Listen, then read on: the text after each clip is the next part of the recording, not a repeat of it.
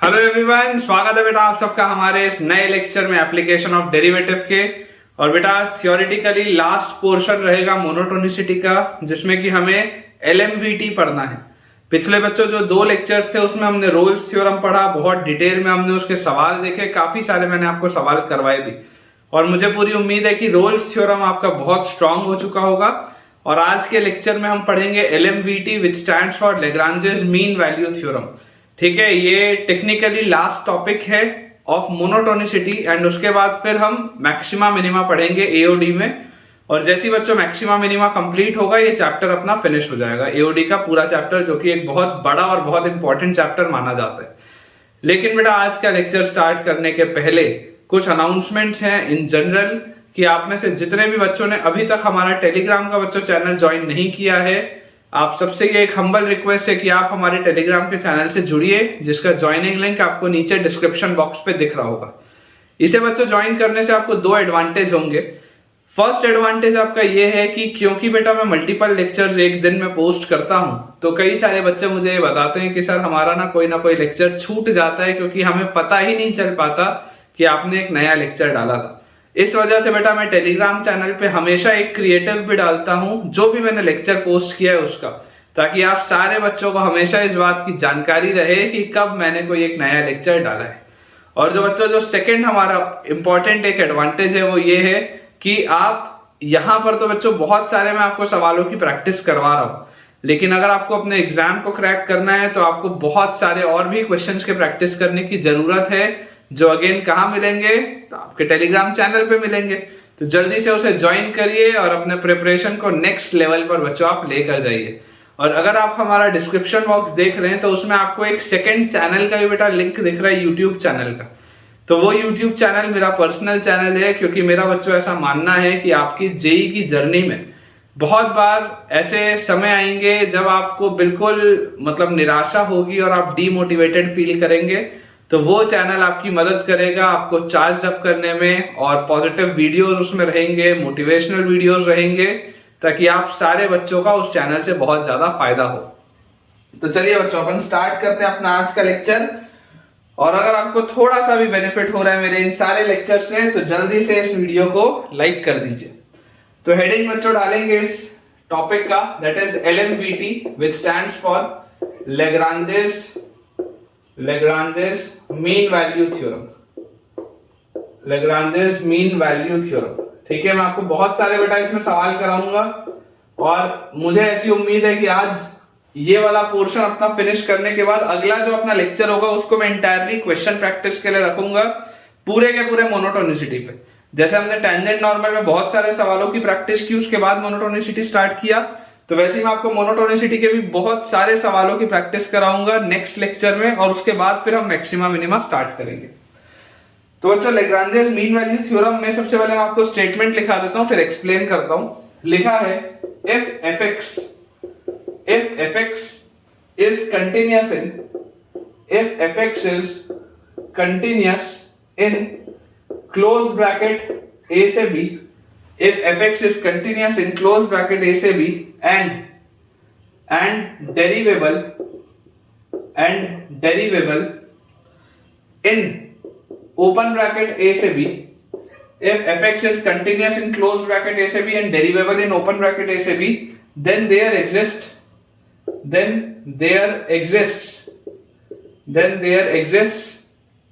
at least one c, then there exists at least one c belonging to a to b, at least one c belonging to a to b, such that f dash c is equal to fb minus fa upon b minus a। ये अपने पास बच्चों statement इसका दिया हुआ है, ठीक है। समझने की बेटा देखो कोशिश करते हैं कि हो क्या रहा है। आपके पास एक कंटिन्यूअस फंक्शन है, डिफरेंशिएबल फंक्शन है, जहां पर कहीं पर भी शार्प कॉर्नर ना आता हो, इस तरीके का आपके पास फंक्शन है।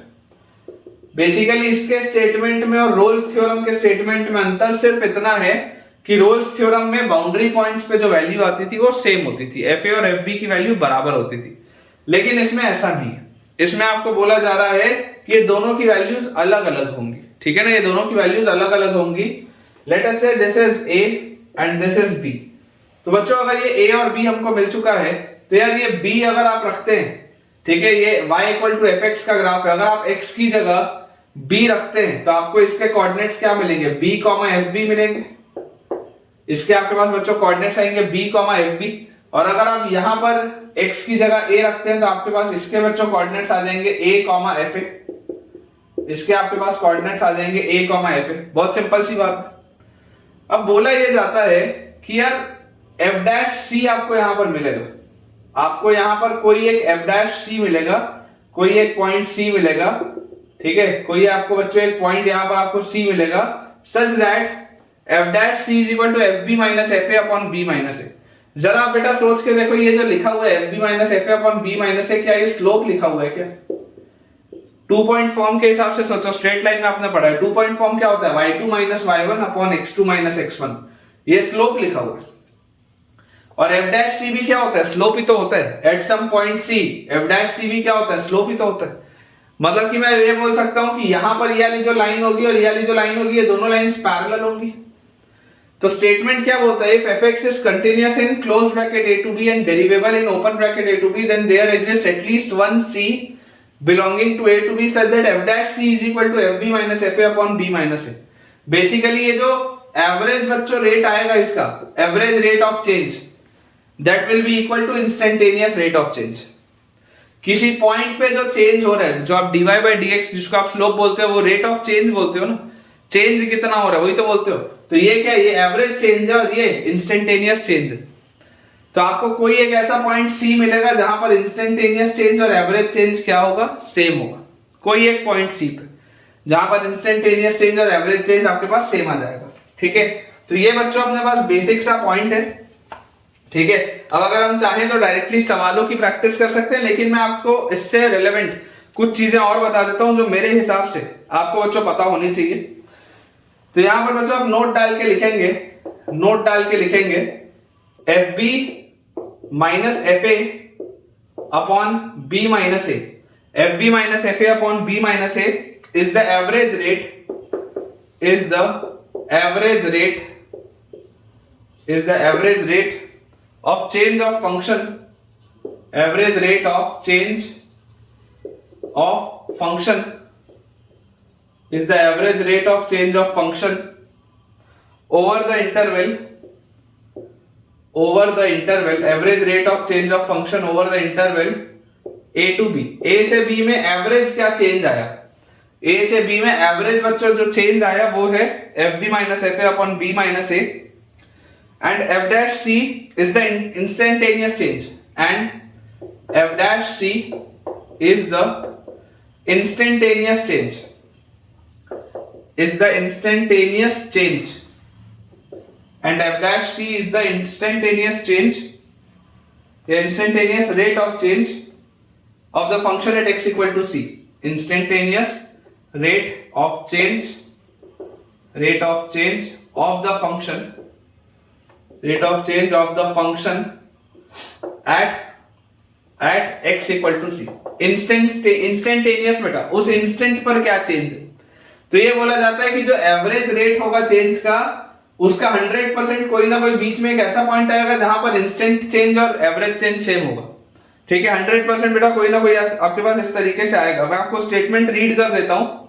Thus the theorem states that the average rate of change of a function over an interval is also the actual rate of change of the function at some point on the interval। जो ये average rate of change आपके पास आ रहा है वो 100% कोई ना कोई एक ऐसा पॉइंट होगा जो उस पॉइंट पे चेंज आ रहा होगा, सेम होगा दोनों। ये इसका मतलब है कि एवरेज जो आ रहा है इंस्टेंट पे भी कहीं ना कहीं तो एक ऐसा होगा जिसमें ये पॉइंट आएगा।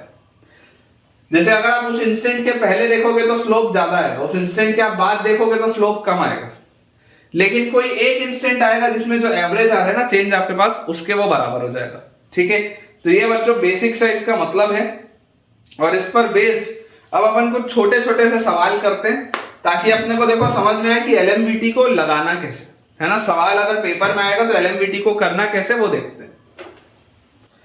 क्वेश्चन बच्चों अपने पास लिखा हुआ है, if एलएमवीटी if LMVT is applicable for, if LMVT is applicable for, if LMVT is applicable for quadratic polynomial, for quadratic polynomial, if LMVT is applicable for quadratic polynomial, y is equal to lx square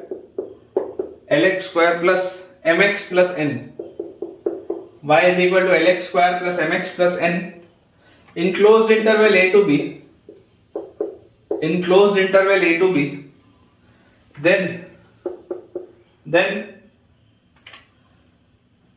show that C of LMVT occurs at a plus b by 2. ये अपने पास सवाल है. If LMVT is applicable for the quadratic polynomial y is equal to lx square plus mx plus n in closed interval a to b, then show that C of LMVT occurs at a plus b by 2. बेटा इसके पहले कि हम ये सवाल solve करें, मैं आपको एक छोटी सी चीज बता दूं जो मैं इसके पहले ही आपको बताना चाहता हूं आगे बढ़ने के पहले. क्या समझिए, आपने जो रोल्स थ्योरम पढ़ा है, बेसिकली LMVT का एक स्पेशल केस, LMVT का एक स्पेशल केस होता है रोल्स थ्योरम. समझ रहे हो? LMVT का एक स्पेशल केस होता है रोल्स थ्योरम, क्योंकि रोल्स थ्योरम में FA और FB बराबर हो जाते हैं और LMVT में FA और FB बराबर नहीं होता. समझ पा रहे हैं आप? हमने इस तरीके का देखो ग्राफ बोला, तो इस तरीके के ग्राफ में हमने बोला कि ये जो एवरेज रेट होगा वो इंस्टेंटेनियस रेट के कहीं ना कहीं बराबर आएगा. और यही अगर आप रोल्स की बात करते हो और इस तरीके का आपका ग्राफ आ जाता, तो इस तरीके के ग्राफ में देखो अगर आपके पास ये एंड पॉइंट सेम है तो कहीं ना कहीं का आपके पास एक ऐसा पॉइंट आएगा बीच में जो कि इसके पैरेलल होगा या बेसिकली एक्स एक्सिस के पैरेलल होगा. इसका अर्थ इतना से, अगर FA और FB बच्चों बराबर हो गया तो ये लाइन के अभी भी ये पैरेलल है, जैसे यहां पर इसके पैरेलल है, अभी भी है, लेकिन अब ये लाइन एक्स एक्सिस के भी पैरेलल हो गई, इसलिए इसका स्लोप 0 हो जाता है.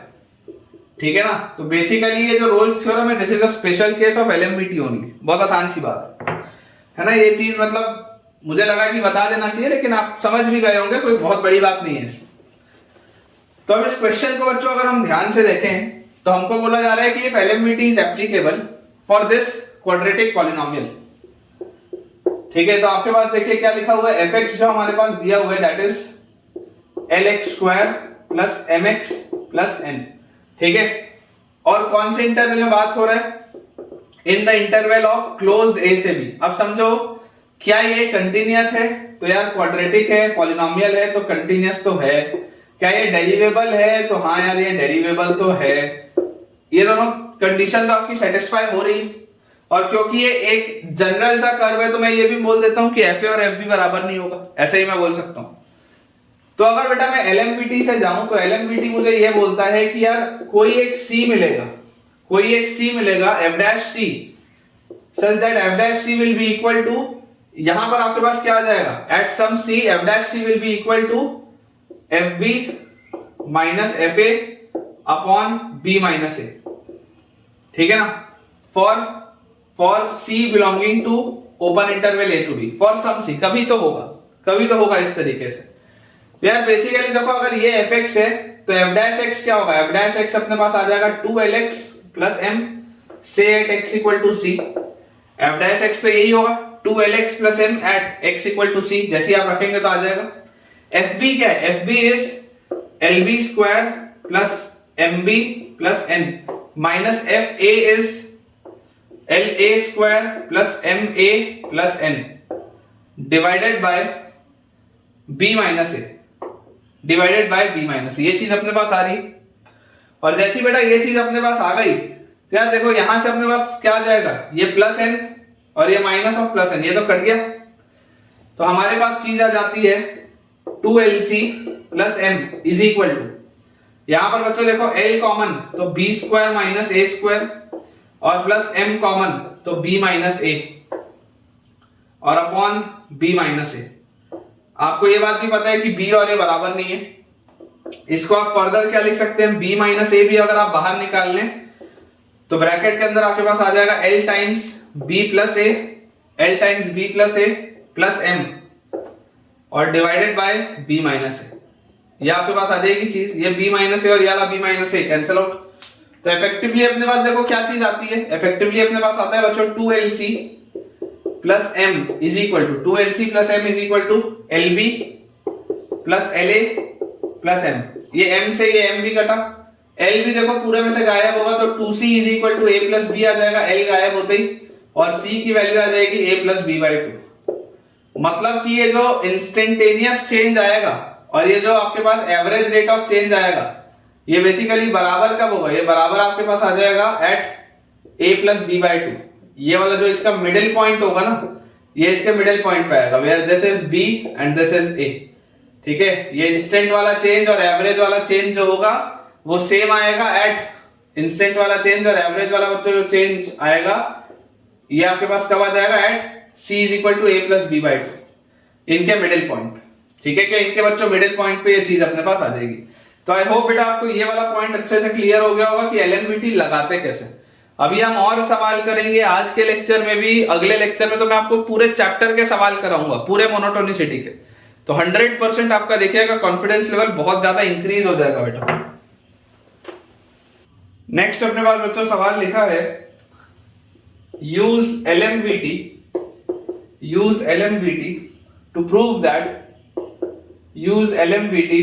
that क्या हमको प्रूव करना है? पहला है sin x is less than x for all x belonging to open interval 0 से pi by 2। sin x is less than x for all x belonging to open interval 0 से pi by 2। ये बच्चों हमको चीज प्रूव करनी है। अब देखिए LMVT अप्लाई करना बहुत आसान है, अप्लाई करने का तकलीफ नहीं है, लेकिन LMVT लगाना कौन से फंक्शन में वो सोचना बहुत कठिन है। समझ पा रहे हो? तो इसको कौन से फंक्शन में अप्लाई करूं? तो मैं आपको बेटा बोलता हूं let fx is equal to sine x। मान लो बच्चों हमने एक फंक्शन लिया sin x, और अगर बेटा मैंने फंक्शन ही लिया sin x, let fx is equal to sin x, और sin x आपने जो फंक्शन लिया है वो ले लिया for the interval 0 to x, आपने 0 से x में लिया, where x belongs to 0 to pi by 2। आपने देखो इंटरवल भी एक ऐसा लिया 0 से x में जहां पर आप x का मूवमेंट रख रहे हैं 0 से लेकर pi by 2 के बीच में। आप x का मूवमेंट रख रहे हैं 0 से लेकर pi by 2 में। आपको वैसे भी LMVT जो चाहिए होता है वो एक क्लोज्ड इंटरवल में चाहिए होता है, और 0 से x क्यों लिया उसके पीछे की अभी आपको वजह समझ में आएगी, लेकिन ये इसका क्रिटिकल स्टेप है। ये इसका बच्चों क्रिटिकल स्टेप है। देख लो आपने x का मूवमेंट 0 से pi by 2 रखा है, आपने x का मूवमेंट 0 से pi by 2 ही रखा है, मतलब आप इफेक्टिवली pi by 2 तक जा नहीं सकते। आप x की एग्जैक्ट वैल्यू pi by 2 रख नहीं सकते, मतलब ये भी एग्जैक्ट pi by 2 नहीं आएगा, pi by 2 से थोड़ा छोटा ही होगा। ठीक है ना, क्योंकि x की वैल्यू pi by 2 से थोड़ी छोटी ही होगी, तो ये भी जो पूरा आएगा वो pi by 2 से थोड़ा छोटा ही होगा। भले क्लोज ब्रैकेट है उससे कोई फर्क नहीं पड़ता, क्योंकि x की वैल्यू कभी भी pi by 2 तो हो ही नहीं सकती, तो ये भी कभी भी pi by 2 तो हो नहीं सकता। अब अगर बेटा ये मैंने फंक्शन मान लिया इस इंटरवल में, पूरा खेल यही था कि ये माना कैसे जाए, तो ये प्रैक्टिस से आता है थोड़ा सा। ऑब्जर्वेशन क्या है, अगर आप यहां पर बेटा बोलते हैं कि LMVT चलो लगा के देखते हैं, ये मुझे प्रूफ करना है, LMVT लगा के देखते हैं। ये फंक्शन जो है ये कंटिन्यूअस है sin x, बात बिल्कुल सही है, sin x is a continuous function. क्या ये फंक्शन डेरिवेबल है? बात बिल्कुल सही है, sin x is a derivable function, कोई प्रॉब्लम की बात नहीं। और जब आप 0 से pi by 2 में अगर बेटा मूव करेंगे तो ये एक इंक्रीजिंग फंक्शन होता है, तो FB और FA अनइक्वल है, ये बात भी क्लियर है। तो मुझे यहां से समझ में आता है कि यार there exist some C such that FB minus FA f dash C is equal to FB minus FA upon B minus A, ये अपने पास चीज आती है। What is f dash? f dash आप करेंगे तो sin का dash is cos x at x equal to C, sin का dash is cos, और ये आ जाएगा बेटा at x equal to C, and this will be equal to FB मतलब this will be sin B मतलब sin x minus FA मतलब sin 0 upon x minus 0, यही आप लिखेंगे। तो यहां से मेरे पास आ जाता है cos C is equal to sin x by x। देख लो ये मानने से अपने पास sin x by x generate हो गया। cos c is equal to sin x by x, क्योंकि sin 0 0 होता है, ये भी 0 है। और वेयर c कहाँ है, where c belongs to open interval 0 से pi by 2, where c belongs to open interval 0 से पाई बाय 2, कि जो c है बच्चों, c का मूवमेंट क्या है, c का मूवमेंट हो रहा है 0 से लेकर पाई बाय 2 में। तो अगर ये c का मूवमेंट 0 से पाई बाय 2 में अपने पास आता है, तो यार यहां से आप बच्चों सोच के देखो, आपने ये इंटरवल लिया था ना, अगर आपने ये इंटरवल लिया था तो इससे तो छोटा ही होगा, इससे तो छोटा ही होगा, इसी के अंदर आएगा कहीं ना कहीं। तो यार 0 से पाई बाय 2 में cos तो हमेशा 1 से छोटा होता है, तो दिस इंप्लाइज cos c जो होता है वो तो हमेशा 1 से छोटा होता है, तो this implies sin x by x जो होगा वो हमेशा 1 से छोटा होगा, तो दिस इंप्लाइज sin x जो होगा वो हमेशा x से छोटा होगा, sin x जो होगा वो हमेशा x से छोटा होगा। यही तो प्रूफ करना था यार कि sin x हमेशा x से छोटा होता है। इंपॉर्टेंट जो बच्चों बात है वो यही है, ठीक है। छोटे छोटे से सवाल है, लेकिन पहले अप्लाई करना आना चाहिए। अच्छे सवाल आपसे तभी बनेंगे जब आपको बेटा छोटे कंसेप्ट्स क्लियर होंगे। इसी में बच्चों अगला अपने पास लिखा हुआ है कि आपको प्रूफ करना है tan x is greater than x। Second part है इसी का, tan x is greater than x for all x belonging to 0 to pi by 2, कि 0 से पाई बाय 2 में tan x जो होता है वो x से बड़ा होता है, ठीक है, for all x belonging to 0 to pi by 2। अब अगर बच्चों ये अपने पास चीज लिखी हुई है तो देखिए समझने की आप कोशिश करिए। अगेन फंक्शन मानना बहुत इंपॉर्टेंट होता है, तो पिछला वाला क्योंकि अपन ने बना लिया तो अब आपके लिए समझना बहुत आसान है कि यार मैं आपको बोलता हूं कि लेट fx जो हमको फंक्शन लेना है, मान लेते हैं उस फंक्शन को tan x, किस इंटरवल में इसको मानेंगे बेटा, तो अपन मानेंगे फॉर ऑल x, या फॉर इंटरवल आप मान लीजिए for open interval, close interval 0 से x, क्योंकि आपको LMVT अगर लगाना है तो आपको क्लोज इंटरवल लेना पड़ेगा। Where x belongs to, x का मूवमेंट कहां से कहां है, x का मूवमेंट है 0 से लेकर पाई बाय 2, x का बच्चों मूवमेंट अपने पास है 0 से लेकर पाई बाय 2, तो अपन ने ये इंटरवल इसका सेट कर दिया। और जैसे ही हमने ये इंटरवल सेट कर दिया तो LMVT कहता क्या है, LMVT ये कहता है कि जब आप इसका डेरिवेटिव करेंगे तो आपको कोई c मिलेगा, f' will be equal to fb minus fa upon b minus a, ठीक है ना, fb minus fa upon b minus a, ये आपके पास आता है रिजल्ट। तो अगर बच्चों ये मेरे पास रिजल्ट आता है तो f' क्या होगा, tan का डेरिवेटिव होता है sec, तो sec square x for some x is equal to c is equal to fb मतलब tan x minus fa मतलब tan 0 upon b minus a मतलब x minus 0। तो इसकी वैल्यू अपने पास आती है tan x by x, इसकी वैल्यू अपने पास आ जाती है tan x by x। और अगर आप x इक्वल टू c यहां पर रख रहे हैं तो basically this is sec square c is equal to tan x by x, जो हमको बेटा जनरेट करना था, और ये हमने बोल दिया for c belonging to 0 to pi by 2, क्योंकि c जो भी होगा वो इस इंटरवल के बीच में ही होगा 0 से पाई बाय 2 में। देखो ब्यूटी इसमें है, ये जो मैं ले रहा हूं ना, ये मैं इसलिए ले रहा हूं ताकि मुझे चीज जनरेट करते बने। मैं चाहूं तो यहां पर डायरेक्टली 0 से पाई बाय 2 का ब्रैकेट लगा सकता हूं, लेकिन उसमें दो नुकसान है। पहला नुकसान क्या है, पहला नुकसान बच्चों मेरे पास ये आ जाएगा कि मेरे पास क्लोज ब्रैकेट नहीं होगा। दूसरा नुकसान ये आ जाएगा कि यार अगर मैं ओपन ब्रैकेट लगा भी दूंगा तो उससे मैं ये वाला x जनरेट कैसे करूंगा, नहीं हो पाएगा। तो ये अपन ने जैसे लिख लिया, आप देखो sec की बेटा जो वैल्यू होती है वो हमेशा 1 से बड़ी होती है, तो आप यहां से बोल सकते हैं but sec square c is always greater than 1, 0 से पाई बाय 2 में sec की वैल्यू हमेशा 1 से बड़ी होती है। तो this implies tan x by x जो हमारे पास आएगा, tan x by x वो 100% 1 से बड़ा होगा। तो मैं दावे के साथ ये बात बोल सकता हूं कि tan x की वैल्यू जो आएगी that will be greater than x, tan x की बच्चों जो वैल्यू हमारे पास आएगी that will be greater than x। तो बहुत आसानी से आप इस चीज को बना सकते हैं। चलिए अगला बच्चों अपन सवाल देखते हैं। लिखा हुआ है प्रूव दैट, स्टार लगा लेंगे, प्रूव दैट, ठीक है। ऐसे सवाल जनरली स्टेटमेंट्स में आ जाते हैं बेटा जेईई एडवांस में। Prove that there exist some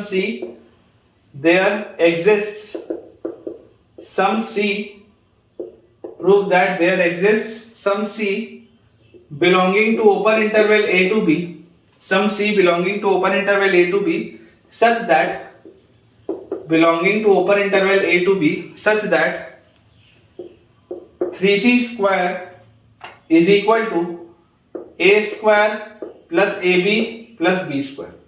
3c² is equal to a² plus ab plus b²। ठीक है, ये अपने पास बच्चों सवाल है, स्टार लगा लेंगे क्योंकि ये एक ऐसी वैरायटी का क्वेश्चन है जिसमें चमकता ही नहीं है बच्चे को। पहली बात तो एलएमवीटी नहीं चमकता, दूसरी बात हमको ये नहीं इसमें चमकता कि यार क्या करें, कैसे लेके आए।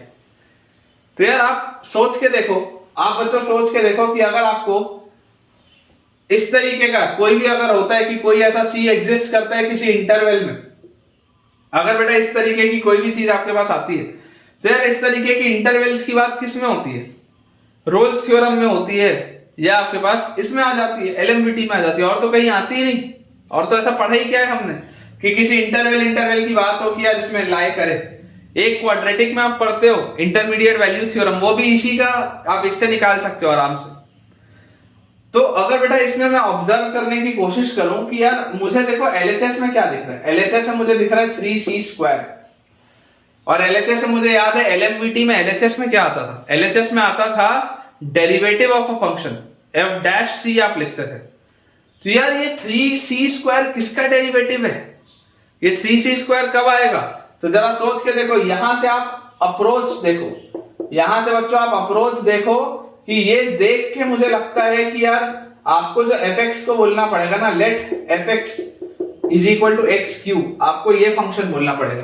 तभी तो जब आप इसको डिफरेंशिएट करोगे तो 3x² आएगा and at x equal to c वो 3c² आएगा।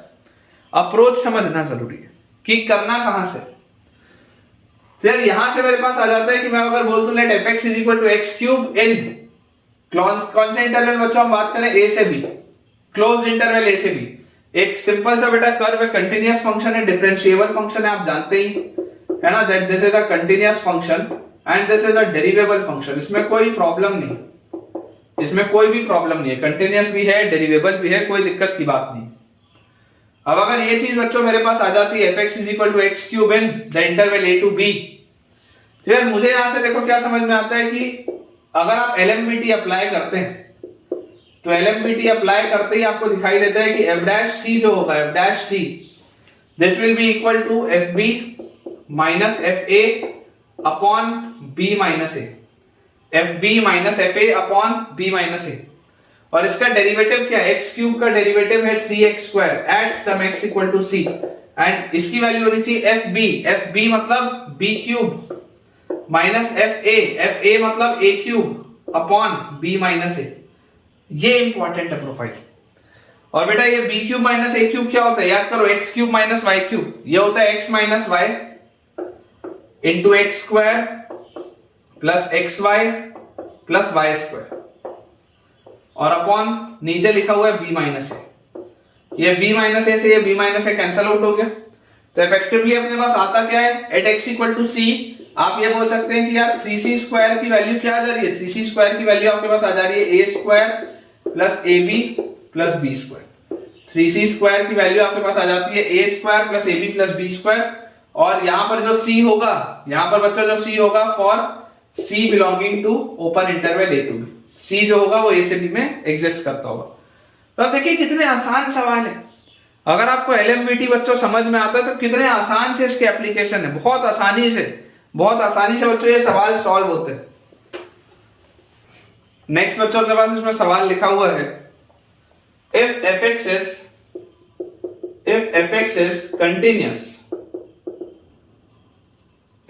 is continuous on close bracket 0 से 2, if fx is continuous on close bracket 0 से 2, differentiable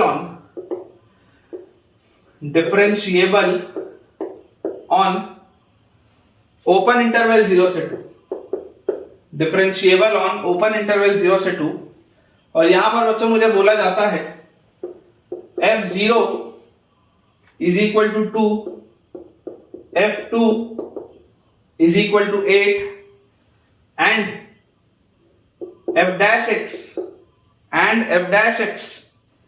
is less than equal to 3, f0 is equal to 2, f2 is equal to 8 and f'(x) is less than equal to 3 for all x belonging to 0 to 2। इस interval में f' हमेशा 3 या उससे छोटा है इस interval में। Then find the value of then find the value of, ठीक है, then find the value of numeric type है बेटा, न्यूमेरिक रिस्पॉन्स टाइप है, then find the value of F1। F1 की क्या वैल्यू होगी आपको बतानी, ठीक है, इंटीजर टाइप आंसर है, सिंपल सा सवाल है।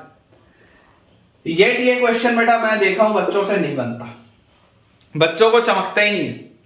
ये बात मैं बिल्कुल मानता हूं कि पहली बार जब आप एओडी पढ़ते हो तो बेटा कठिनाई आती है, ठीक है ना, पहली बार जब हम एओडी पढ़ते हैं तो कठिनाई आती है, हमको ये भी लगता है कि सर पता नहीं कैसे करेंगे, हम तो सोच ही नहीं पा रहे। आप में से कई सारे बच्चों को लगता होगा, है ना, आप में से अगर बेटा किसी बच्चे को स्पेशल गाइडेंस चाहिए या टिप्स या ट्रिक्स चाहिए तो आप मुझे कमेंट करके बताइए कि आप क्या चीज जानना चाहते हैं, क्योंकि मैं आपको समझा सकता हूं कि आपको कौन से सब्जेक्ट को, कौन से टॉपिक को कैसे अप्रोच करना है। आपको अगर फिजिक्स से रिलेटेड कोई तकलीफ है या केमिस्ट्री से रिलेटेड कोई तकलीफ है या मैथमेटिक्स से रिलेटेड कोई भी तकलीफ है, कि आपको अगर ये देखना हो कि जेई के पेपर में आपको अप्रोच कैसे करना है, कौन से टॉपिक को कितनी डेप्थ में आपको पढ़ने की जरूरत है, इन जनरल कोई भी चीज जो आप जानना चाहें अपने जेई के पेपर से रिलेटेड, आप कमेंट सेक्शन में बच्चों पूछ सकते हैं, ठीक है, क्योंकि ये टॉपिक डिफिकल्ट है, मैं मानता हूं इस बात को। एलएमवीटी अचानक से नहीं दिखता जब तक प्रैक्टिस ना हो, रोल्स थ्योरम कई बार बच्चों को नहीं दिखता अगर प्रैक्टिस ना हो। तो मेरा पर्पस वही है कि मैं आपका सिलेबस भी खत्म करूं और साथ साथ आपकी प्रैक्टिस भी कराऊं। और जैसा मैंने आपको बेटा प्रॉमिस किया हुआ है, और वो प्रॉमिस मैं आपको पूरा भी करूंगा कि मैं आपको 12th बोर्ड के लिए भी वन शॉट वीडियोस लाऊंगा, एक चैप्टर एक वीडियो, भले वो वीडियो 1 घंटे का हो, 2 घंटे का हो, 3 घंटे का हो, 4 घंटे का हो कि 5 घंटे का हो, लेकिन एक चैप्टर और पूरा एनसीईआरटी और जो भी आपके लिए सीबीएसई की काम की चीजें, सब कुछ उस चैप्टर से रिलेटेड उसी एक वीडियो के अंदर। अगर पसंद आ रही हो ये बात तो यार एक थम्स अप आप मुझे शो करके दिखाइए, क्योंकि ये सारा मेहनत, ये सारी लगन, सारी डेडिकेशन सिर्फ तुम्हारे लिए है कि तुम्हारा अच्छा हो। और उसके अलावा बेटा यहां पर जैसे मेरा सिलेबस कंप्लीट होगा तो मैंने एक प्रॉमिस और किया था पिछले दिनों आपको, ये सीबीएसई वाले वन शॉट वीडियोस के अलावा मैंने आपको एक प्रॉमिस और किया था। और वो प्रॉमिस क्या था? वो प्रॉमिस बच्चों ये था कि मैं आपके लिए एक सेपरेट प्लेलिस्ट क्रिएट करूंगा इसी चैनल में, जिसमें मैं जेई के प्रीवियस ईयर के पेपर सॉल्व किया करूंगा। एक दिन में एक पेपर, 1 घंटे का वीडियो, 1 घंटे में पूरा का पूरा मैथ्स का पेपर, मेंस का, एडवांस का सॉल्व, कंप्लीट चीजें। तो बच्चों इससे आप ही की प्रैक्टिस अच्छी होगी, समझ पा रहे हैं आप? तो अगर बेटा आप चाहते हैं तो आप इसको, इस चैनल को अच्छे से फॉलो करिए, क्योंकि देखिए धीरे धीरे मेरा सिलेबस आगे बढ़ते जाता है। जैसे अभी आपका 11th में, 12th में अभी आपका एओडी का पोर्शन चल रहा है। 11th का अगर आप वीडियो देखेंगे तो 11th में कोऑर्डिनेट ज्योमेट्री में आज के लेक्चर में बेटा मैंने स्ट्रेट लाइन कंप्लीट किया। आज अगर आप देखेंगे आज की डेट में जो वीडियो अपलोड होगा उसमें स्ट्रेट लाइन कंप्लीट हो जाएगा। तो हमने 11th में बहुत सारे चैप्टर्स कंप्लीट कर लिया। अब उसके बाद स्ट्रेट लाइन के बाद हम उसमें सर्कल पढ़ेंगे, फिर पीएनसी पढ़ेंगे, फिर बायनोमियल पढ़ेंगे, उसके बाद कोनिक सेक्शन पढ़ेंगे, ये सारी चीजें हैं। तो आप बहुत अच्छे से बेटा फॉलो करिए, और आप क्या चाहते हैं, जो भी आपको गाइडेंस चाहिए मुझे कमेंट्स में आप बताइए। चलिए इस सवाल को बेटा अगर हम ध्यान से देखें तो हमारे पास लिखा है if fx is continuous on close bracket 0 से 2, डिफरेंशिएबल ऑन ओपन ब्रैकेट 0 से 2 एंड f0 की वैल्यू 2 है। देखिए हम अपना कार्टेशियन प्लेन बनाते हैं, फंक्शन की वैल्यू 0 पर है 2 और फंक्शन की वैल्यू 2 पर है 8, ठीक है ना। फंक्शन की वैल्यू बच्चों 2 पर है 8 और फंक्शन की वैल्यू 0 पर है 2। तो this coordinate is 0,2 and this coordinate is 2,8। अब अगर बेटा ये मैं फंक्शन लूं अपना, अगर मैं ये फंक्शन लूं तो मुझे एक बात समझ में आती है कि यार इस फंक्शन में आपके पास क्या बोला जा रहा है, इस फंक्शन में बच्चों आपको ये बोला जा रहा है कि f' is always less than और इक्वल टू 3। अब जरा आप सोच के देखिए, ये अगर आप ज्वाइन करेंगे, इसको अगर आप ज्वाइन करेंगे तो इसका स्लोप क्या है ना। इस पॉइंट को अगर मैं वर्टेक्स a बोल दूं और इसको अगर मैं वर्टेक्स b बोल दूं तो स्लोप ऑफ AB, तो स्लोप ऑफ AB अगर आप 2 पॉइंट फॉर्म से देखोगे तो दिस विल बी 8 - 2 अपॉन 2 - 0। तो ये अपने पास आ जाता है 6/2 विच इज 3। इसका स्लोप आ जाता है 3। अच्छा अगर इसका स्लोप 3 आता है तो यहां पर कोई एक पॉइंट होगा बच्चों C, यहां पर आपके पास कोई एक पॉइंट होगा C जहां पर इसका भी स्लोप 3 है, क्योंकि आपको ये बात पता ही है कि average average rate of change और इंस्टेंटेनियस रेट ऑफ चेंज कहीं ना कहीं एक बार तो होता है for a continuous and differentiable function. LMVT तो यार यही बोलता है, एलएमवीटी तो आपको यही बोलता है कि average rate of change and instantaneous rate of change कहीं ना कहीं तो सेम होता है। तो मुझे यहां से दिखाई देता है यूजिंग एलएमवीटी कि यार एफ डैश सी जो होगा at some C, F dash C की वैल्यू किसके बराबर होनी चाहिए, 3 के बराबर होनी चाहिए। एफ डैश सी की वैल्यू 3 के बराबर आपके पास आनी चाहिए, है ना, for C belonging to 0 to 2 इसके बराबर आनी चाहिए कोई ना कोई सी के लिए। अब अगर बेटा ये इस तरीके का ग्राफ होगा, अगर ये बच्चों इस तरीके का ग्राफ होगा तो आप समझो इसके पहले आपके पास जो स्लोप होगा वो ज्यादा होगा, इसके बाद आपके पास जो स्लोप होगा वो कम होगा। अगर इस तरीके का बेटा कर्व है आपका ग्राफ तो आप समझने की कोशिश करिए कि इसके पहले जो होगा वो स्लोप ज्यादा होगा 3 से, इसके बाद जो होगा वो स्लोप कम होगा 3 से। तो मुझे क्या बोला जा रहा है, मुझे तो ये बोला जा रहा है कि इसका स्लोप हमेशा ही 3 या उससे कम है। अब भला हमेशा ही 3 या उससे कम कैसे हो सकता है, चाहे तुम ऐसा ग्राफ बना लो चाहे तुम इस तरीके का ग्राफ बना लो, हमेशा 3 या उससे कम नहीं हो सकता। मतलब आपके पास क्या आ जाएगा, तो दिस इंप्लाइज आपका जो f डैश x होगा this should be 3 for all x belonging to 0 to 2, ये हमेशा ही 3 होना चाहिए। ये जो बच्चों चीज है ये हमेशा ही 3 होनी चाहिए, एक स्ट्रेट लाइन आना चाहिए आपके पास। देखो मैं दोबारा इस पॉइंट पे एम्फसाइज कर रहा हूं, ध्यान से आप समझना। आप अगर कर्व बनाओगे, आप चाहे बेटा ऐसा कर्व बनाओ, आप चाहे इस तरीके का कर्व बनाओ, या आप ऐसा झूमता फिरता कर्व बनाओ, जैसा भी तुम कर्व बनाओगे, अगर तुम एक कंटिन्यूअस और डिफरेंशिएबल कर्व बना रहे हो तो तुम्हें इस बात को मानना पड़ेगा कि अगर इस लाइन का स्लोप 3 है तो जो मैं कर्व बनाऊंगा कर्व के अंदर कभी इसका स्लोप 3 से कम होगा और कभी इसका स्लोप 3 से ज्यादा होगा। पर मुझे बोला जा रहा है कि हमेशा ही 3 या उससे कम चाहिए, तो हमेशा ही 3 या उससे कम नहीं हो सकता, हाँ हमेशा 3 हो सकता है। अगर कम होगा तो ज्यादा भी होगा। अगर यही वाला बेटा अगर एवरेज स्लोप ही 3 आ जा रहा है तो फिर कई बार 3 से ज्यादा भी आएगा स्लोप और कई बार 3 से कम भी आएगा, तभी तो दोनों का एवरेज 3 निकलेगा ना। सोचो अगर आपके पास एवरेज 3 आ रहा है तो कई बार 3 से ज्यादा होगा कई बार 3 से कम होगा, तभी तो दोनों का एवरेज 3 निकलेगा। तो आप हमेशा 3 या उससे कम नहीं बोल सकते। अगर एवरेज ही 3 आ गया इसका मतलब इसको हमेशा स्लोप को 3 होना पड़ेगा, और अगर बेटा हमेशा स्लोप को 3 होना पड़ेगा तो इसका मतलब क्या है, अगर f डैश x की वैल्यू आपके पास बेटा 3 आ जाती है तो fx की वैल्यू क्या आ जाएगी, fx की वैल्यू आपके पास आ जाएगी 3x plus some constant, 3x plus some constant. Basically क्या, इंटीग्रेट कर दो। तो यार यहां से आप इसको या तो ऐसा लिख लो या आप इसको ये क्लियरली भी देख सकते हो कि यार ये तो यही वाली स्ट्रेट लाइन है। आप चाहे तो इसको 3x प्लस कांस्टेंट बोल के स्ट्रेट लाइन निकाल लो, या आप बोल दो कि अगर आपको दिखाई दे रहा है कि इसका स्लोप हमेशा ही 3 है, इसका जो स्लोप है वो हमेशा ही 3 है, चाहे आप कोई भी x ले लें 0 से 2 के बीच में, 0 से लेकर 2 के बीच में चाहे आप कोई भी x ले लें, अगर ये हमेशा ही 3 है तो इसका मतलब क्या है, इसका मतलब बहुत सिंपल सा है कि यार ये आपकी स्ट्रेट लाइन होगी, और स्ट्रेट लाइन क्या होगी, fx जो आपके पास आएगा बेटा ये straight line will be y minus y1 is equal to slope, तो स्लोप आपके पास है 3 इंटू x माइनस x1, तो आपके पास आ जाता है y is equal to 3x plus 2। ये आपकी आएगी बेटा स्ट्रेट लाइन, y की वैल्यू आपके पास आएगी 3x प्लस 2। तो अगर देखो आप यहां पर x की वैल्यू 0 रखोगे तो y की वैल्यू 2 मिलेगी, अगर आप x की वैल्यू 2 रखोगे तो y की वैल्यू 8 मिलेगी। आपसे पूछा गया है f1, तो f1 क्या आ जाएगा, f1 will be equal to, जैसे आप x की वैल्यू 1 रखेंगे तो 3 प्लस 2 इज 5, ये आपका आंसर है, दिस इज योर आंसर। मेरे हिसाब से तो यार अच्छा सवाल है, ठीक है ना, मेरे हिसाब से तो अच्छा सवाल है। ऐसे सवाल बनते हैं बेटा एलएमवीटी के जेईई मेंस में, 4 ऑप्शन दे सकता है। एडवांस में इतना सरल सवाल नहीं आएगा, थोड़ा सा और ट्रिक करेगा, थोड़ा सा और लंबा करेगा सवाल को, थोड़ी सी तुमसे और मेहनत करवाएगा। लेकिन हाँ एडवांस पैटर्न में भी सवाल आते हैं, न्यूमेरिक रिस्पॉन्स में सवाल आ सकते हैं, तो बेटा प्रैक्टिस थोड़ा आप अच्छे से इसकी करें। अगला बच्चों अपने पास सवाल इसमें लिखा हुआ है, a continuous and twice differentiable function and twice differentiable, a continuous and twice differentiable function a continuous and twice differentiable function y equal to fx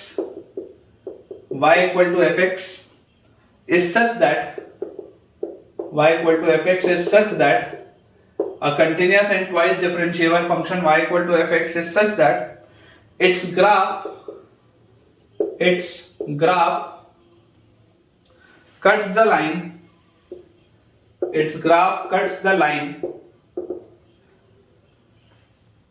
y equal to px plus q. Its graph cuts the line y equal to px plus q at m distinct points. ठीक है. Find the minimum number of points. Find the minimum number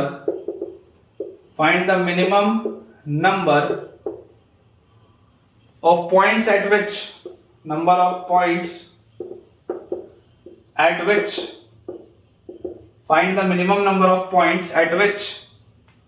f double dash x is equal to 0. ठीक है. Find the minimum number of points at which f double dash x is equal to 0. अब बच्चों समझने का आप इसमें प्रयास करें. इस सवाल में बेसिकली रोल्स भी लगेगा और इस सवाल में एलएमवीटी भी लगेगा. बेसिकली देखिए दोनों बहुत क्लोजली कनेक्टेड है. रोल्स और एलएमवीटी बहुत क्लोजली कनेक्टेड है. दोनों का इसमें इस्तेमाल होने वाला है. मुझे एक बात तो देखो दिखाई देती है कि ये फंक्शन कंटिन्यूअस है. ये फंक्शन दो बार आप डिफरेंशिएट कर सकते हैं, इसलिए आप डबल डैश पूछा जा रहा है. तो अगर कंटिन्यूअस और डिफरेंशिएबल फंक्शन दिया हुआ है तो रोल्स और एलएमवीटी की कंडीशन आपको सेटिस्फाई होती हुई दिखती है. और आपके पास है function y equal to fx is such that it's graph cuts the line y equal to px plus q. अब इमेजिन करिए बच्चों, ये आपके पास कोई लाइन है y equal to px plus q. आप इसमें कार्टेशियन प्लेन मत बनाइए, क्योंकि आपको पता नहीं है कि स्लोप p जो है वो पॉजिटिव है या नेगेटिव है, आपको नहीं पता. तो आप नॉर्मली आपने एक स्ट्रेट लाइन बना दी y equal to px plus q, जिसका कि स्लोप क्या है p. आपको बोला जा रहा है कि एक फंक्शन है y इक्वल टू fx जो इसका ग्राफ कट करता है m डिस्टिंक्ट पॉइंट्स पे, m अलग अलग पॉइंट्स पे. मतलब कि आप ऐसे समझिए, ये इस तरीके से आपके पास एक ग्राफ है. ठीक है. ये आपका ग्राफ है बच्चों fx का graph, y equal to fx का ग्राफ. और आपको मैं बोल रहा हूं कि ये इसको डिस्टिंक्ट पॉइंट्स पे, m अलग अलग डिस्टिंक्ट पॉइंट्स पे इसको कट करता है ना. अभी फिलहाल के अगर आप हिसाब से इसको देखेंगे तो आपको m की वैल्यू कितनी आती हुई दिख रही होगी? 3, 5, 7. मान लो m की वैल्यू 7 होती. अगर m की वैल्यू 7 होती तो इस तरीके का ग्राफ होता. ये इन 7 पॉइंट्स पे इसको कट करता. ठीक है. Find the minimum number of points at which f double dash x is equal to 0. अब देखिए आप समझने की बेटा कोशिश करिए, आपको एलएमवीटी क्या बोलता है. अगर मैं सिर्फ इतने से इंटरवल की बात करूं, तो मुझे एक बात समझ में आती है कि यहां पर कोई एक पॉइंट c एग्जिस्ट करेगा. यहां बीच में कोई एक पॉइंट c एग्जिस्ट करेगा जहां पर f डैश c की वैल्यू इसके बराबर होगी. करेक्ट.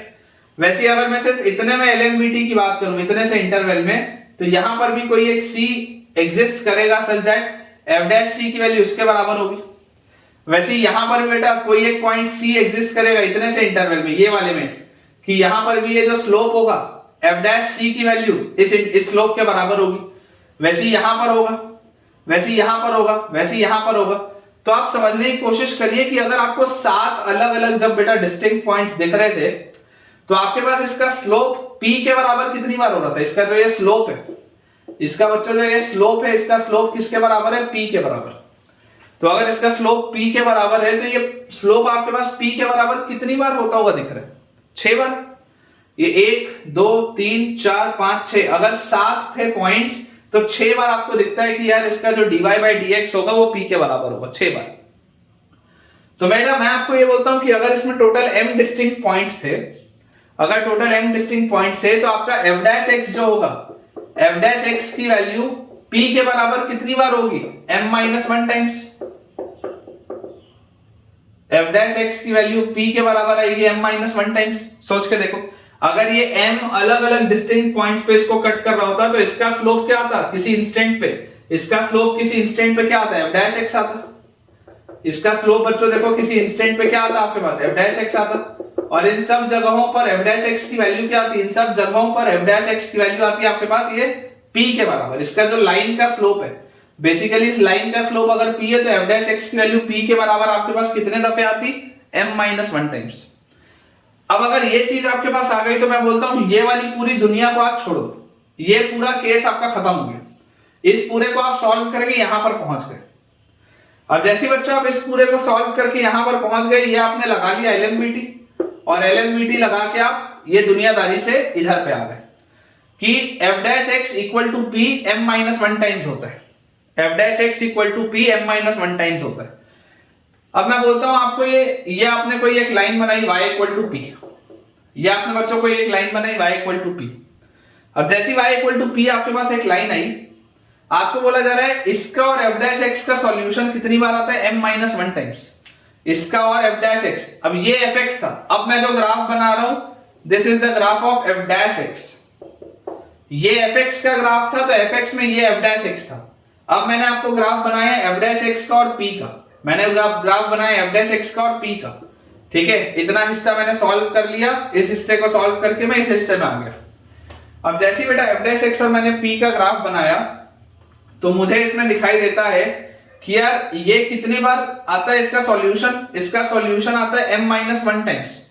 यहां पर देखो मुझे कितनी बार आता हुआ दिख रहा है, 1 2 3 4 5 6 7 बार ही आता हुआ दिख रहा है, लेकिन मुझे यहां पर बोला गया दिस इज m-1 टाइम्स। अब जरा मुझे सोच के देखो, अगर ये 7 बार आ रहा है p के बराबर, अगर ये 7 बार आ रहा है तो आप मुझे बताओ ये इसका क्या होगा, स्लोप होगा f डबल डैश x।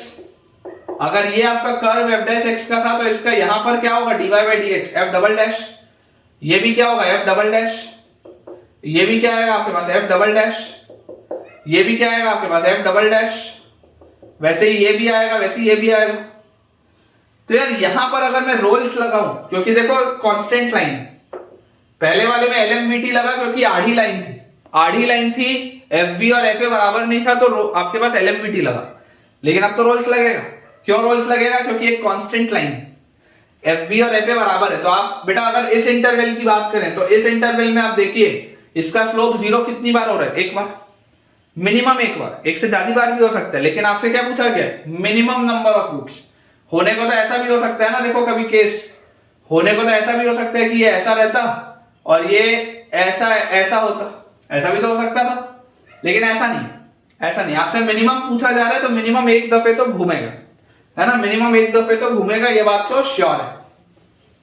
तो यार यहां से देखो अगर मैं रोल्स की बात करूं, क्योंकि ये कांस्टेंट लाइन के साथ था तो इस इंटरवल में एक बार, इस इंटरवल में एक बार, इस इंटरवल में एक बार, इस इंटरवल में एक बार, इन सब में f डबल डैश क्या हो रहा है, 0 हो रहा है।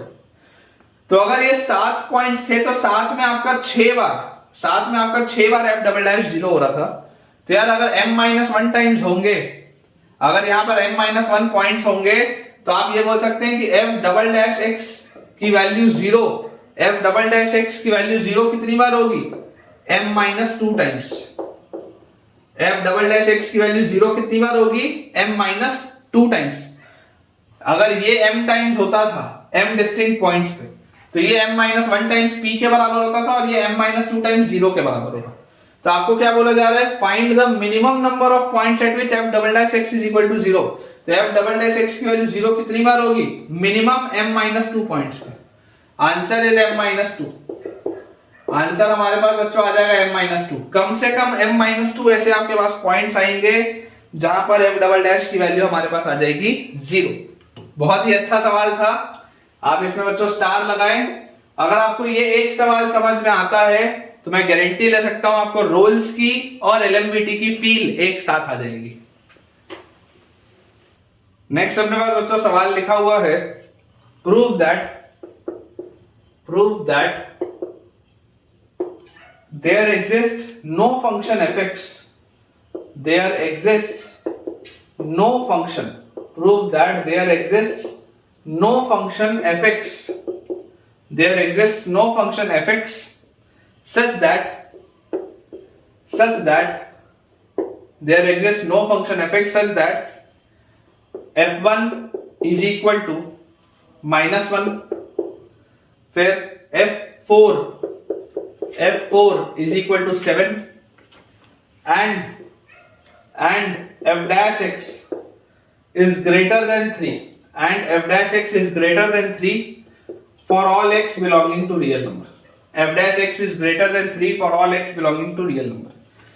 ठीक है, आसान सा सवाल है बच्चों। लिखा हुआ अपने पास कि ऐसा कोई भी फंक्शन एग्जिस्ट नहीं करता जिसके लिए ये कंडीशंस वैलिड हो।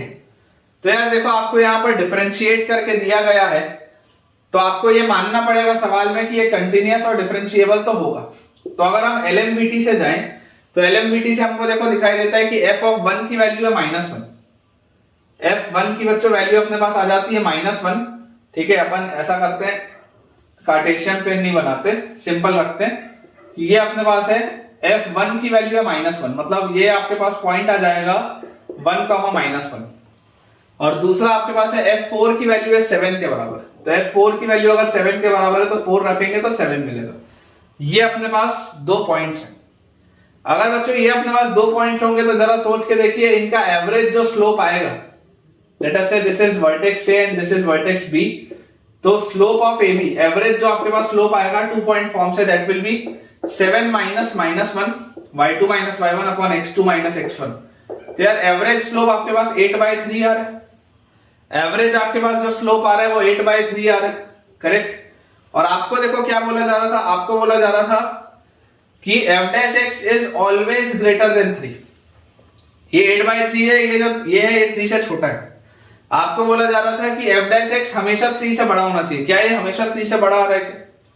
यार ये तो 3 से छोटा आ गया। तो अगर ये बेटा पूरी चीज 3 से छोटी आ गई, आपको तो क्या चाहिए थी? 3 से बड़ी चाहिए थी।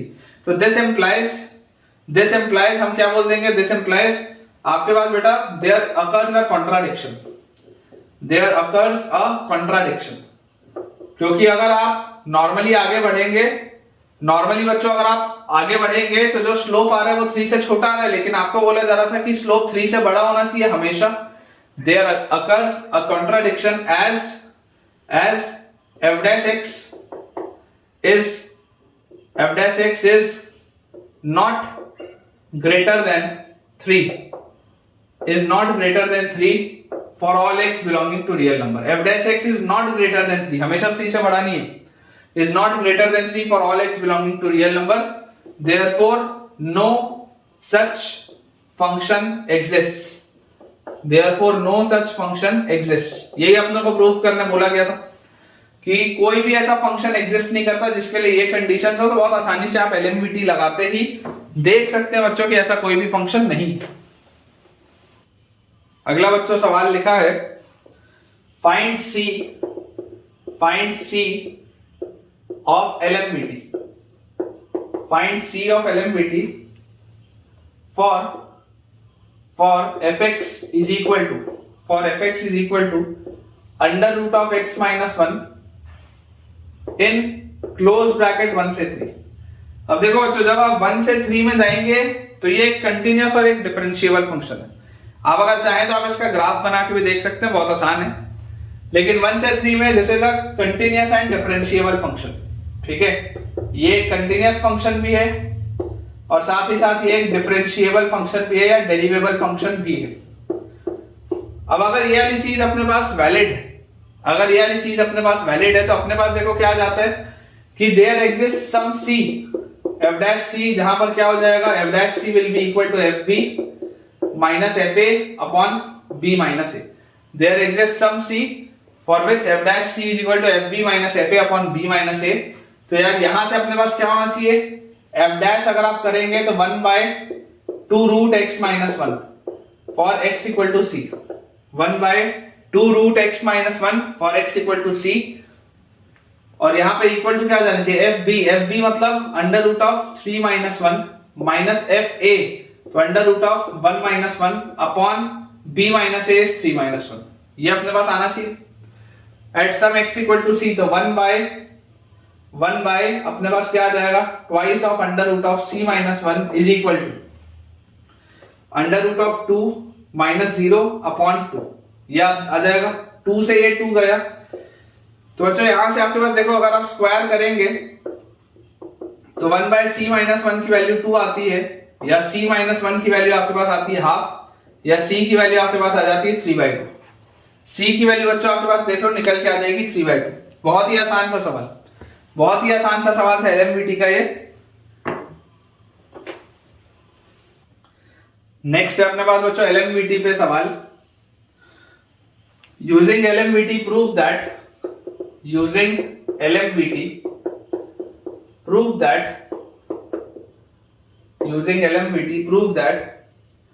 mod of cos A minus cos B is less than equal to mod of A minus B. Mod of cos A minus cos B is less than equal to mod of A minus B. ठीक है, ये अपने पास बेटा चीज है। And obviously हमको जो thought process चलना चाहिए बेटा, थॉट प्रोसेस कैसा होना चाहिए कि आपको सोचना पड़ेगा कि आप क्या फंक्शन लें। तो मैं आपको बच्चों ये बोलूंगा कि आप फंक्शन लीजिए let fx is equal to cos x, और आप कौन से इंटरवल में इस फंक्शन को लें, for all x belonging to close bracket a से b। आपने ये मान लीजिए फंक्शन लिया, आपको क्लियरली देखो पता है कि cos x जो है वो एक कंटिन्यूअस फंक्शन है, ठीक है। कंडीशन याद होनी चाहिए, cos x जो है एक डिफरेंशिएबल फंक्शन है, ठीक है, कंटिन्यूअस है, डिफरेंशिएबल है, इसमें कोई भी दिक्कत की बात नहीं। और a से b के इंटरवल में मैंने लिया क्लोज ब्रैकेट में, क्योंकि हर जगह डिफाइंड है। तो हमें पता है कि यार यूजिंग LMVT हम क्या बोल सकते हैं, यूजिंग LMVT हम ये बात बोल सकते हैं कि यार there exist some c for which f dash c is equal to fb minus fa upon b minus a, fb minus fa upon b minus a, ये अपने पास चीज होती है। और अगर बच्चों ये अपने पास चीज आती है fb minus fa upon b minus a, तो जरा सोचें कि cos का डिफरेंशिएशन होता है minus sin x at some x equal to c, और इसकी वैल्यू क्या आ जाएगी, इसकी वैल्यू अपने पास आ जाएगी fb मतलब cos b माइनस fa मतलब cos a upon b minus a, ये अपने पास चीज आती है। और ये बेसिकली देखो x इक्वल टू c रखते ही आपको क्या मिल जाएगा, x की वैल्यू c रखते ही आपको मिल जाएगा minus sin c is equal to cos b minus cos a upon b minus a। अब यार इतना आने के बाद मुझे ऐसा लगता है कि ठीक है, यहां पर भी आप बोल सकते हो c belongs to open interval a to b। इतना आने के बाद ठीक है, अब इसके बाद क्या करें, इतना आने के बाद तो ठीक है, लेकिन इसके बाद क्या करें, इसके बाद तो फंस गया सवाल। हर बार तो यहां पर कुछ ना कुछ अच्छा सा होता था तो ये लेस देन ग्रेटर देन करके कर लेते थे, अभी क्या करें, प्लस यहां पर तो मॉड भी दिख रहा है। तो मैं बोलता हूं बेटा अगर ये दो चीजें बराबर हैं तो इन दोनों का मॉड्यूलस भी तो बराबर होगा, तो take modulus on both sides, take modulus on both sides. अगर ये दोनों चीजें बराबर हैं तो दोनों का मॉड भी बराबर होगा, तो आपके पास आ जाता है mod of minus sine C is equal to mod of cos B minus cos A upon B minus A, ये आ जाएगा। और आप बच्चों इस बात को जानते हैं कि मॉड ऑफ माइनस साइन सी या जो भी चीज हो वो 100% 1 या उससे छोटी होगी, 100% 1 या उससे छोटी होगी। तो इसका मतलब cos b minus cos a upon b minus a का जो मॉड होगा ये भी 1 या उससे छोटा होगा। फिर यहां से आप बोल सकते हैं कि mod of cos b minus cos a जो होगा ये mod of b minus a से छोटा होगा। तो दिस इंप्लाइज जो आपको लेके आना था आप इंटरचेंज भी अंदर कर सकते हैं, मॉड के कोई फर्क नहीं पड़ता। तो this implies mod of cos a minus cos b is less than equal to mod of a minus b। यही अपने को लेके आना था और बेटा ये रिजल्ट आपके पास आ चुका है, देख लीजिए। बहुत ही आसानी से LMVT का इस्तेमाल करते हुए ये रिजल्ट भी हमने निकाल लिया है। तो ठीक है बच्चों, विद दिस हम अपने आज के लेक्चर के एंड पे पहुंच चुके हैं। और आज बेटा सिर्फ हमको LMVT के सवाल करने थे और इसके साथ टेक्निकली अपना मोनोटोनिसिटी का चैप्टर कंप्लीट हो जाता है। ठीक है, मैं नेक्स्ट लेक्चर आपके लिए लेके आऊंगा जिसमें मैं आपको बहुत सारे सवाल कराऊंगा। तो हो सकता है हमारा अगला लेक्चर थोड़ा सा लेंदी हो, लेकिन हाँ वो एक लेक्चर होगा जिसमें मोनोटोनिसिटी के मैं पूरे जितने कंसेप्ट हमने पढ़े सब पर बेस्ड क्वेश्चन होंगे और आपकी प्रैक्टिस बहुत बढ़िया तरीके से हो जाएगी। उसके बाद बच्चों हम स्टार्ट करेंगे मैक्सिमा एंड मिनिमा। तो बेटा आपको आज का ओवरऑल लेक्चर अगर फायदा पहुंचाया है तो किस रूप में आपको आज फायदा हुआ है, या कोई भी ऐसी चीज जो आप मुझसे पूछना चाहते हैं या जानना चाहते हैं आप कमेंट करके पूछ सकते हैं।